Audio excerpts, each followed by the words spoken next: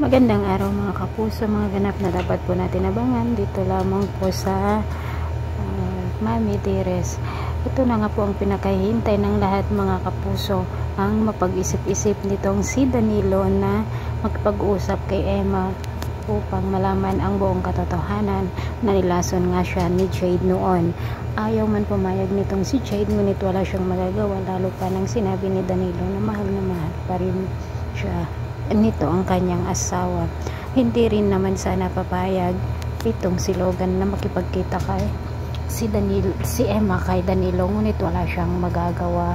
At ito na nga po mga kapuso, nagkita nga po ang dalawa at dito nga po sabik na sabik sila sa bawat isa. At sinabi nga ni Danilo na hindi na siya papayag na mawala pa ulit ang kanyang asawa. Samantala gagawa naman ang paraan ang asawa ni Ligaya noon upang mailigtas nga po niya ito, dahil alam niya kung nasaan itong si Ligaya at alam niya na iginapos nga siya ng tauhan nitong si Jade. Mga kapuso, abangan po natin na siguradong hadlang nga po si Logan dito sa pagkakabalikan nina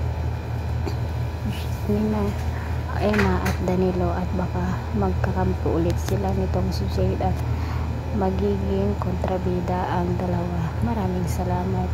Bye.